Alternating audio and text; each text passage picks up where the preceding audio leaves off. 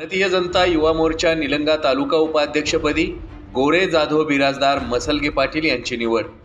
आगामी लोकसभा विधानसभा निवडणुकीच्या पार्श्वभूमीवर तरुण कार्यकर्त्यांना पक्ष संघटनेमध्ये घेऊन पुन्हा एकदा नरेंद्र मोदी यांना पंतप्रधानपदी विराजमान करण्याच्या दृष्टीने भाजप पक्ष कामाला लागलाय। ग्रामीण भागातील तरुणांना पक्ष संघटनेमध्ये घेऊन सर्व समतोल राखण्यासाठी भारतीय जनता पार्टीच्या युवा मोर्चाची निलंगा तालुका कार्यकारिणी काल भाजपाचे प्रदेश सचिव अरविंद पाटील निलंगेकर, भाजपाचे लातूर ग्रामीण जिल्हा अध्यक्ष दिलीपराव देशमुख यांच्या उपस्थितीमध्ये निलंगा येथे जाहीर करण्यात आली।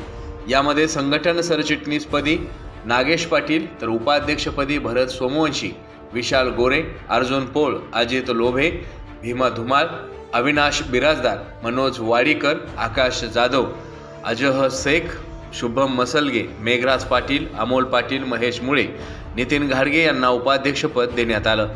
तर सरचिटणीसपदी दिनकर चौरे, महेश मसलगे, श्रीकांत धामणगावे, शशिकांत रेड्डी, जगदीश शिंदे, विनोद पाटील, आदिनाथ सावंत, संदीप शिंदे, संजय पारदे, आशिष पाटील यांना सरचिटणीसपद देण्यात आलं। तर संपर्क प्रमुख म्हणून दत्ता शिंदे यांची निवड करण्यात आली।